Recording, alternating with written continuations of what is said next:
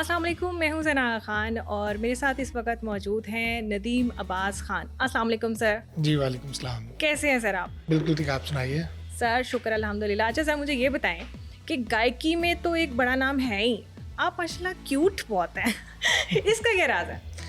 भाई इसका राज ये अल्लाह के राज है। अच्छा सर, इसमें आपको प्लस पॉइंट भी ज़्यादा हो जाता होगा क्योंकि इस लाइन में एक तो आवाज़ खूबसूरत होना, ऊपर से इंसान की पर्सनालिटी वेल ग्रूम। किस तरह के फैंस मिलते हैं आपको ज़्यादातर? लड़कियाँ? मतलब आप ये कहना चाह रही हैं कि मेरे फैंस जो हैं वो हुस्न परस्त भी हो सकते हैं और उनको इस सुर का भी पता है कि यानी खुशशक्ल इंसान अगर कोई अच्छी बात करे तो उसे सुनना चाहिए। जी जी बिल्कुल। तो इसका एडवांटेज तो होता है डेफिनेटली। बिल्कुल। अब मेरा असल सवाल नहीं समझा कि किस तरह की फैंस आपको ज़्यादा मिलते हैं, लड़कियाँ या लड़के? डेफिनेटली ख़वातीन ज़्यादा हैं, ज़रा तादाद ज़्यादा है और वो ज़्यादा पसंद करती हैं। अच्छा, गायकी का बड़ा मतलब एक अपनी आवाज़ जो इंसान, क्योंकि हमने डेली बेसिस पे खाना पीना हर तरह से परहेजियाँ करनी, गायकी के लिए एक सुरीले इंसान को अपने आप को बड़ा संभाल के रखना पड़ता है। और आप जिस तरह बोलते हैं ना, ऐसा लगता है जैसे आप बोलते हुए भी ऐसा लगता है जैसे आप अपनी आवाज़ से प्यार करते हैं। तो क्या परहेज़ है, किस किस्म का, मतलब खाने पीने में, मतलब गोलगप्पे वगैरह इस तरह की चीज़ें? नहीं, बहुत सारी चीज़ें नहीं खा सकता और मैन मेड जिसे कह लेना, लेकिन अल्लाह की बनाई हुई सारी चीज़ें खाते हैं। नेचुरल? हाँ, नेचुरल जो भी हैं, फ्रूट्स हैं, कुछ और जो भी सब्जियां हैं, तो लेकिन कोशिश करते हैं कि जो खट्टी कुछ चीज़ें हैं वो उनसे अवॉइड करूँ और मतलब वो ना खाएं ज़्यादा। अच्छा, नदीम अब्बास अगर आज सिंगर ना होते तो क्या होते? कुछ भी नहीं। कुछ भी नहीं? क्योंकि ज़ाहिर बात है, जब से आँख खोली है तब से एक आर्टिस्ट के यानी उनके साए में परवान चढ़े हैं, तो कभी ये तसव्वुर भी नहीं किया कि अगर म्यूज़िक नहीं है या आर्टिस्ट नहीं है या अगर मैं लोगों के लिए परफॉर्म नहीं करूँगा तो मैं क्या करूँगा। कभी इसके अलावा कभी कुछ सोचा नहीं है, कभी देखा नहीं। हाँ। अच्छा तो मुझे ये बताएं कि सियासत और मईशत की तरफ क्या इंटरेस्ट है?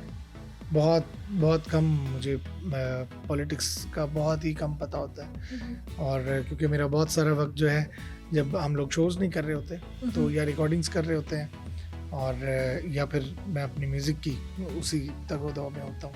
मगर आपके जितने भी गाने हैं, मोस्ट ऑफ द सॉन्ग्स उसमें मईशत का बड़ा जिक्र होता है। मतलब गड्डी तुम मंगाओगी तो पेट तेल मैं डलवाऊँगा और ढोला देवे मैनू इन्नियां तौफीकां, मतलब कि ढोले नू बंदा मुल ले ले। ये इसके पीछे क्या राज है?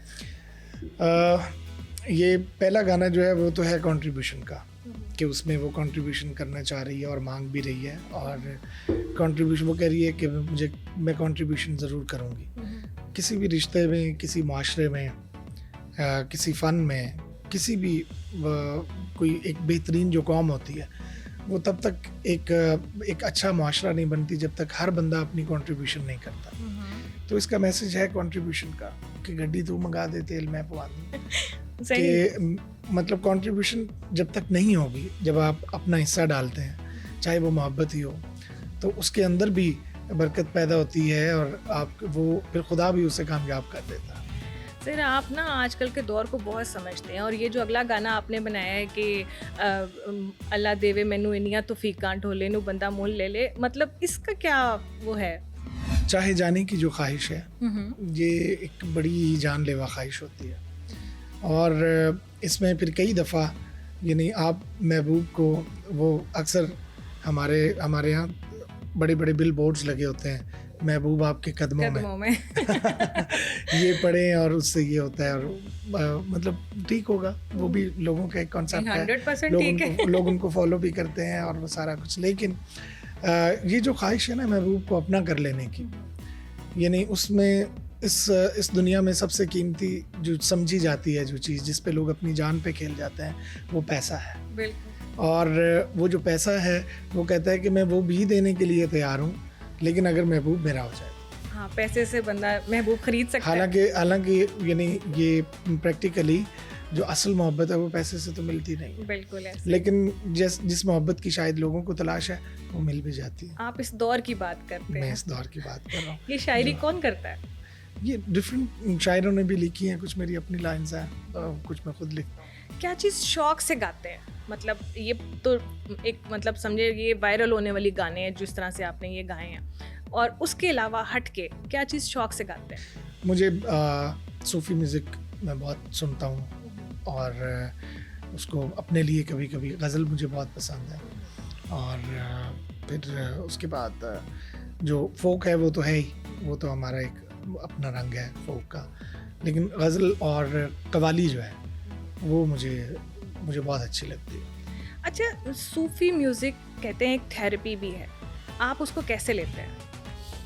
बिल्कुल है, और मैं इससे इत्तेफाक करता हूँ कि असल मौसीकी जो, क्योंकि सूफ़ी जो म्यूज़िक है उसके अंदर इश्क़ हकीकी की बात होती है, तो इश्क़ हकीकी जहाँ पे वो आ जाता है तो वो लफ्ज़ जो हैं, वो कंपोजिशन, वो रिदम, वो इंसान की रिपेयरिंग करना शुरू कर देता है, उसके अंदर हीलिंग शुरू हो जाती है। तो यानी ये वाला जो पार्ट है ना इसका, कि म्यूज़िक जब थेरेपी बन जाता है तो उसे कहते हैं कि वो खुदा के करम से, खुदा आपके ज़रिए से, आपकी आवाज़ के ज़रिए से लोगों के दुख दर्द कम करता है, और वो इस तरह के मसीहा मुख्तलिफ़ अदवार में भेजता रहता है।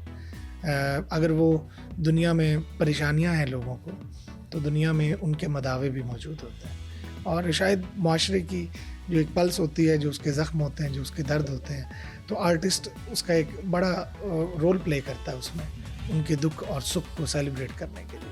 हाँ, यूँ ही होता है ना कि कोई दुखी हो तो दुखी गाना लगा लेते हैं, कोई खुश है तो फुल म्यूज़िक ऑन करके। उससे ये है कि दिल का बोझ हल्का हो जाता है, वो इंसान जो है वो अपने आप को ऐसे लगता है कि जैसे उसके दिल में कोई बात थी और उसने वो कह ली है, और अब उसको आराम है, उसको फ़र्क पड़ गया पहले से। सर, आपकी बातें सुन के ऐसा लगता है जैसे आप पे आमद होती है। कभी हुई है आमद आप पे पोइट्री की सूरत में या फिर लिरिक्स की? मैं जो कंपोज चीज़ें हम गाते हैं वो भी पहले आमद होती है तो फिर वो गाते हैं, और जब बात से बात निकलती है तो वो सारी आमद ही होती है, और मैं आमद को मानता हूँ, क्योंकि ये फिक्स नहीं है, ये टेम्पर्ड नहीं है, ये जो है नेचुरली अल्लाह की तरफ से आती जाती है, आप लोगों को बताते जाते हैं। सर, आपके घराने से तो चलो आपको बहुत अच्छी ब्लेसिंग मिली कि मतलब आपके फादर और सब कुछ, मगर आजकल एक नया सिनेरियो जो बन गया है वो ये कि हर चीज़ एडिट हो जाती है। ये जो 7 सुर हैं इनको भी एडिट किया जाता है और गाना निकाल दिया जाता है, और वो गाना वायरल भी हो जाता है। तो इस सिलसिले में क्या कहेंगे आप? अच्छा, सुर तो एडिट नहीं होता, सुर तो वही रहता है, लेकिन उसमें गलती करने वाला एडिट होता है, वो आर्टिस्ट होता है, और क्योंकि सुर एक अटल कानून का नाम है जो बदला नहीं जा सकता। अगर वो सा है तो वो सा ही रहेगा, अगर वो तीवर रिखब है तो वो तीवर रिखब ही रहेगा, लेकिन उसके लगाने वाले में कमज़ोरी हो सकती है, क्योंकि ये नेचर की आवाज़ है ना, ये सुर जो है ये खुदा ने इस हवा में रखा है, इसकी सराउंडिंग्स में अगर आप गौर करें दुनिया में तो आपको सुर मिलेगा। एक आवाज़ सी है जो हर वक्त मौजूद है, और इसे आलम हू भी कहते हैं, कि जब कुछ नहीं होता तो सुर ज़रूर होता है, उसे हू का आलम कहते हैं, और वो उस आलम हू में भी एक सुर चल रहा होता है। तो इंसान को उसे देखने में, पहचानने में नज़र की रियाजत होती है कि आप उसको देखने के काबिल हो जाएं और आप उसे देखें। तो बाकी मौसीकी जो है वो हर जगह है, हम अपनी इस्लाह करते रहते हैं, कभी कमज़ोर सुर लग जाए, कोई कमज़ोर बात हो जाए तो वो आर्टिस्ट का कसूर है, सुर तो पूरा ही है। आपको पता चल जाता है कि इस वक्त ये हो गया है, कुछ गलत हो गया, मतलब अगर कमज़ोर सुर लग गया इस टाइम? हाँ जी, मुझे बिल्कुल इसे कहते हैं कि अपनी इस्लाह करना, और अगर इंसान का अपनी ज़ात पे, अपने किरदार पे, अपने फ़न पे, अपने प्रोफेशन पे ही गौर नहीं है, उसे पता ही नहीं है कि वो कैसा बोलता है, कैसा सुना जाता है, तो मेरा ख्याल है कि वो फिर वो उस प्रैक्टिस से निकल जाता है जो उसको बनाती रहती, जो उसके अंदर उसकी तकमील करती रहती। तो अपनी कमज़ोरियों को, अपनी ज़िंदगी का फ़लसफ़ा भी यही है कि हम जब पैदा होते हैं तब से लेके जब तक दुनिया से जाते हैं, हम अपने अंदर, यानी जो साहिब अक्ल लोग हैं, जो साहिब नज़र हैं, वो अपने अंदर ख़ुद खामियां निकालते हैं इससे पहले कि कोई और निकाले, फिर उनकी इस्लाह भी करते हैं, फिर उसकी रियाजत करते हैं, उसके लिए प्रैक्टिस करते हैं। सर अपने गानों के बारे में बताएं, हमें अचानक से जो चीज़ वायरल होती है फिर पता चलता है कि जी नदीम अब्बास का नया गाना आ गया है। तो पहले तो ऐसे होता था, एक लॉन्चिंग होती थी, एक सेरेमनी होती थी, लोग इकट्ठे होते, सारे सेलिब्रिटीज इकट्ठे होते थे, वो बार बार अपने रिव्यूज़ देते थे कि गाना आ रहा है तो आप उसको यूँ करें। ये अब ये क्या रिवाज बन गया है कि बस यूट्यूब पे डाल दिया तो गाना और वायरल हो गया? पहले आपको क्योंकि पहले का दौर सोशल मीडिया का नहीं था और उस वक्त आपको लोगों को बताना पड़ता था और लोगों को बुला बुला के बताना पड़ता था कि यार ये मैंने नया गाना गाया है, या ये रिलीज़ हुआ है, या ये वीडियो है, ये ऑडियो है। और लेकिन अब टाइम ऐसा है कि आप अपने रूम में पूरी दुनिया से कनेक्टेड है, तो इसलिए अब वो लॉन्चिंग सेरेमनीज नहीं होती हैं। और पहले एल्बम्स होते थे 10-10, 12-12 गानों के, जब हम लोग रिकॉर्ड करते थे उस वक्त, तो वो कैसेट का दौर था, फिर सीडी आ गई, फिर यूएसबी आई, फिर माइक्रो कार्ड्स आने शुरू हो गए, और अब वो भी यानी अब और नई नई चीज़ें आ गई हैं। तो इसलिए मार्केटिंग जो है, लॉन्चिंग होती है मार्केटिंग के लिए। तो अगर ऑलरेडी इतने प्लेटफॉर्म्स हैं कि जहाँ पे दुनिया ढूंढ रही होती है नई चीज़ें, तो वहाँ तो जस्ट उसके आने की देर है। अगर उसके अंदर कंटेंट में कुछ दम है, कुछ बात ऐसी है, तो वो डेफिनेटली वो लोग उसे खुद ढूंढ लेते हैं। ये मेरे ख्याल में कि ये बहुत अच्छा दौर है कि जिसमें बात ठीक होनी चाहिए तो लोग उसको खुद ढूंढ लेते हैं। सर आपने बात ठीक होनी चाहिए। अगर ये टाइम आ जाए कि आप यहाँ बैठे हुए और आपके सामने चाहत फ़तेह अली खान आके बैठ जाए और कहे आपने मेरा गाना सुन के जाना है जो नया उन्होंने लॉन्च किया, तो आप क्या करेंगे? ज़ाहिर बात है, एक ख्वाहिश है किसी बंदे की, तो वो मुझ पे जो भी बीते मैं उसके दिल रखने के लिए, या अगर उसकी ये ख्वाहिश बन गई है कि मैंने इस बंदे को गाना सुनाना है, तो मोस्ट वेलकम। मैं तो कहूँगा आप सुनेंगे? ज़ाहिर बात है, मतलब मेरे पास और दिल तोड़ने से बेहतर है कि आप, और मैं उसको गाने की तरह सुनता भी नहीं हूँ। वो खुद भी अब कहते हैं कि वो गाना नहीं गाते, वो एंटरटेनर है। अच्छा, पाकिस्तान से हटकर इंटरनेशनली कहते हैं सुरों की कोई हदूद नहीं होती जी। इंटरनेशनली सिंगर्स जो है ना हमारे एक्टर्स को बहुत ज़्यादा प्रमोट कर, जैसे हानिया आमिर के भी रिसेंटली एक वीडियो बड़ी वायरल हुई है। आपको क्या लगता है कि पाकिस्तान से हट के आपको सबसे ज़्यादा किस कंट्री में, किस जगह पे सराहा जाता है? जो हमारे पास, क्योंकि यूट्यूब की रिपोर्ट्स भी आती हैं जब कोई गाना रिलीज़ होता है, या एक चैनल की एक रिपोर्ट आती है, उसमें फिर पता चलता है कि आपको कौन कौन सा मुल्क सुन रहा है ज़्यादा, कौन से एरियाज़ में आपको ज़्यादा सुना जाता है। तो उसमें जब मैं देखता हूँ अपने उसमें, तो वो इंडिया बहुत सुनता है हमें, और बांग्लादेश ऐड हुआ है अभी ये रिसेंटली कोई 5-6 माह पहले, और उसका यानी इंडिया और बांग्लादेश इक्वल सुन रहे हैं इस वक्त हमारे चैनल को, मेरे म्यूज़िक को। तो मतलब इस तरह से वहाँ से पता चलता है कि आपकी फ़ैन फॉलोइंग जो है वो अक्रॉस द बॉर्डर, मतलब एवरीवेयर वो बढ़ती है। मुख्तलिफ मुल्कों में जो उर्दू बोलने वाले हैं, जो पंजाबी स्पीकर्स हैं, जो हमारे म्यूज़िक को सबसे पहला तो जो लैंग्वेज है ना, यानी आप ये देखें कि पंजाबी की एक महदूद एक उसकी बाउंड्रीज़ हैं, पाकिस्तान हो या इंडिया हो, यानी चढ़दा लहंदा पंजाब जिसे कहते हैं आप, तो वो पंजाबी की एक महदूद सी वो है। अगर आप मुल्कों इसको काउंट करें और फिर हमारे गानों के आप यानी व्यूज़ निकालें, या उसमें लोगों के कमेंट्स देखें, या उनकी मोहब्बत देखें, तो वो बहुत बड़ी तादाद है। आज तक का सबसे बेस्ट कॉन्सर्ट आप किसे कंसीडर करते हैं, पाकिस्तान में या ओवर कहीं और किसी और कंट्री में? मैंने खान साहब नुसरत फ़तेह अली खान साहब की, उस्ताद नुसरत फ़तेह अली खान साहब की पहली बरसी थी, और उसमें मैंने परफॉर्म किया था। अलहमरा में मैं उस टाइम स्कूल में पढ़ता था। मेरी वो लाइफ की सबसे बड़ी परफॉर्मेंस मैं समझता हूँ, या एक हौसला अफजा परफॉर्मेंस जिसे आप कह लें, वो इसलिए है क्योंकि उसमें जो सुनने वाले थे वो खान साहब मेहदी हसन खान साहब थे, गुलाम अली साहब थे, उस्ताद सलामत अली खान साहब थे, और वो तमाम घराने, वो तमाम म्यूज़िक के यानी जो जाइंट्स थे, जो बहुत बड़ी पर्सनालिटीज़ हैं, लेजेंड्स, जिनके बताए हुए रास्तों पे मौसीकी आगे कई रास्तों पे चलेगी, और वो लोग वहाँ सुनने वाले थे, और मुझे मौका मिला था वहाँ परफॉर्म करने का। तो मेरी ज़िंदगी में वो सबसे बड़ा वो परफॉर्मेंस थी।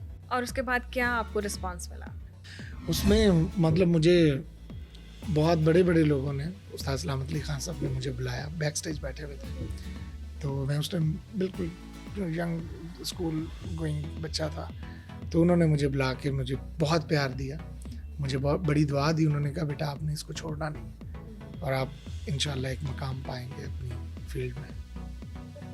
सिंगिंग के बारे में, पॉप सिंगिंग के बारे में क्या कहेंगे आप? अगर आपको कोई इस तरह का, जिस तरह आजकल ये यो सॉन्ग्स और ये चीज़ें आती हैं, तो अगर आपको मौका मिले? देखिए, ये हर दौर में एक जिद्दत आती है। फॉर एग्जांपल, जो आपके बालों का कलर है, ये आज से 50 साल पहले नहीं था, मतलब इस तरह से कॉम्बिनेशंस नहीं थे। और आज क्योंकि ये हमारी यंगस्टर्स की एक चॉइस है, दुनिया में कुछ नया करना चाहते हैं, जो हो चुका है उसका पुराने और नए का इम्तजाज, उसे फ्यूजन कहते हैं।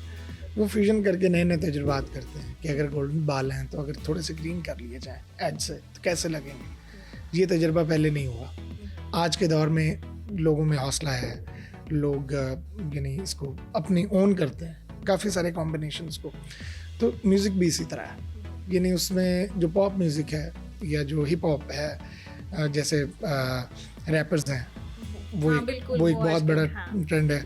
तो हमारे यंगस्टर्स का वो यानी वो उसे पसंद करते हैं और वो एक नया अंदाज है म्यूज़िक का, या यानी वो उनको लगता है कि ये हमारा अलग म्यूज़िक है, हम इसे ओन करते हैं। जो पिछले बुजुर्ग थे वो गज़ल सुन लेते थे, कोई और चीज़ें सुन लेते थे, लेकिन उसके साथ ही कव्वाली का मौजज़ा देखें कि कव्वाली उनमें भी उतनी पॉपुलर है। बिल्कुल ऐसे ही है। वो एग्जिस्ट करती है। तो मेरा मानना ये है कि पॉप म्यूज़िक, हिप हॉप, ये सारे स्टाइल्स ये आते रहेंगे, लेकिन जो लॉन्ग लास्टिंग चीज़ है वो ओरिजिनल असल म्यूज़िक है। और वो असल म्यूज़िक जो है वो ज़िंदगी की तरह है कि वो रहेगा, और अच्छी बात की तरह है कि अगर किसी ने अच्छी बात की है और वो दुनिया से चला गया है तो वो चला भी जाए तो उसकी बात बाकी रह जाएगी। अच्छा, ये बहुत ज़्यादा सिस्टम मैंने देखा है कि एक चीज़ अगर वायरल हो रही है तो उसकी ज़िंदगी, वायरल चीज़ की भी ज़िंदगी बहुत कम है। इतना कंटेंट आ गया है, इतना सब कुछ आ गया है, मगर मतलब समझ नहीं आती कि किस दिन एकदम से कोई चीज़ टॉप ऑफ द लिस्ट है और अगले लम्हे पता भी नहीं होता कि वो क्या है। मैं यही बात कर रहा हूँ क्योंकि उसमें वो जब 10 साल आपने उस्ताद की खिदमत की होती थी तो फिर 10 साल आप गाते थे, कितने हो गए? 20 साल। अब 20 साल तो आपको वहाँ आते लग गए, ठीक है? ऐसे तो 20 साल अगर आप किसी एक मकाम पे आने में लगते हैं तो वहाँ से जाने में भी आपको कम से कम 10 साल लग जाएंगे। 20 साल तो लगेंगे उसके बराबर। तो इसलिए आर्टिस्ट की भी लाइफ थी, उसके काम की भी लाइफ थी, क्योंकि वो काम ध्यान से किया जाता था, वो पूरे उसकी इल्म से किया जाता था कि अगर वो किसी राग की कंपोजिशन है तो सिंगर को, कंपोज़र को उस राग का पता होता था, इसलिए उसकी लाइफ मजबूत ज़्यादा थी। और आज 4 लाइनें हैं, एक लाइन यहाँ से उठाई है, किसी की अच्छी लगी है, किसी की अच्छी, तो इससे कामयाबी तो होती है, वो तो फॉर द टाइम बिंग आपको मिल जाती है, लेकिन लाइफ कम हो जाती है। तो अगर सीखेंगे तो डेफिनेटली उससे फ़र्क पड़ता है, लेकिन स्टूडेंट्स जो वही बात आपकी कि ऑब्ज़र्व करें, अपनी मर्ज़ी का सुने, जो उन्हें बेहतर लगता है उसे फॉलो करें, क्योंकि अब आज किसी के पास शायद इतना वक्त नहीं है कि वो बैठ के आपको 4 घंटे रियाज कराए। बिल्कुल ऐसे ही है। कोई भी आदमी। और ऑनेस्टली स्पीकिंग कि आज की जो तालीम है, चाहे वो स्कूल की हो या चाहे म्यूज़िक की हो या चाहे किसी भी शोबे का नॉलेज हो, वो इल्म के लिए नहीं है, वो अपनी इस्लाह के लिए नहीं है, वो पैसों के लिए है। बिल्कुल ऐसे ही है। बच्चे इसलिए ज़्यादा मेहनत से पढ़ रहे होंगे, उनके माँ बाप की तवज्जो होगी, पैसे भी लगा रहे होंगे कि ये पढ़ेंगे और ये पढ़ेंगे और फिर इसमें इतने की इनकी जॉब लगेगी, और ये पैसे यानी फोकस जो है वो पैसा कमाने के लिए हो गया, इल्मी शऊर के लिए कोई नहीं, उसकी जुस्तजू नहीं है। तो इसलिए टेम्परेरी हम डिज़र्व करते हैं कि हमारी चीज़ें फिर उतना की रहेंगी जितना हमारी नीयत है। आपने बड़ी बात की है। वैसे वाकई दौर वही जा रहा है कि हर कोई पैसे के पीछे भाग रहा है। अपनी जनरेशन को आप कहाँ देखते हैं कि वो भी इसी लाइन में आएगी या जो चाहे, क्योंकि एक घराने से हट के भी कुछ करना वो भी थोड़ा सा मुश्किल होता होगा। आर्टिस्ट, एथलीट, स्पोर्ट्समैन और फ़कीर, वली, ये इसका रिश्तेदारी से कोई ताल्लुक़ नहीं होता कि अगर मेरे वालिदा बड़े आर्टिस्ट थे तो मैं उस निस्बत से बड़ा आर्टिस्ट हूँ, मतलब ये कॉन्सेप्ट नहीं है। अगर मेरा बेटा है और क्योंकि वो मेरा बेटा है तो इसलिए वो बड़ा आर्टिस्ट होगा, तो ये प्रूवन है कि वो ये इससे फ़र्क नहीं पड़ता। तावक्त कि उस बच्चे में वो एबिलिटी मौजूद होनी चाहिए कि जो अपने बाप की लेगेसी को लेके आगे चल सके।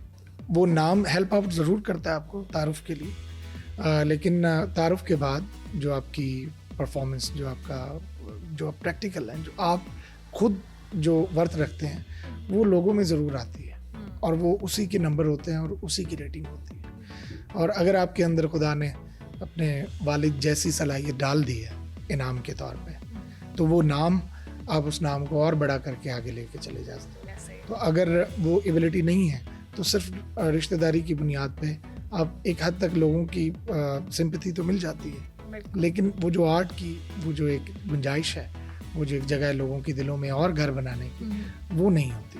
तो मुझे भी ये लगता है कि अगर अल्लाह करे कि उनमें से किसी में खुदा वो सलाहियत डाले तो वो ज़रूर करेंगे। सर, आपकी मौजूदगी का फ़ायदा ज़रूर उठाएंगे, आपका कोई भी सॉन्ग सुने बगैर आपको यहाँ से नहीं जाने देंगे, तो थोड़ा सा सॉन्ग कोई सुना दो। जी, आजकल एक गाना मुझे भी बहुत पसंद है, पब्लिक को भी बहुत अच्छा लगा है वो, उसी की एक लाइन सुनाता हूँ।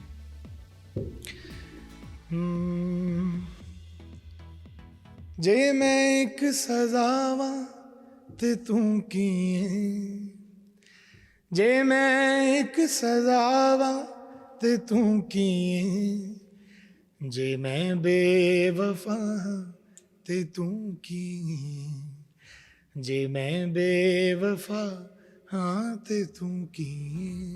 अच्छा सर, आपने तो अपना सॉन्ग सुना दिया, ये बहुत ही ज़्यादा वायरल हो रहा है और हर बच्चे की ज़ुबान के ऊपर है, क्योंकि दौर के हिसाब से मैंने कहा ना कि आप परफेक्ट मैच निकालते हैं।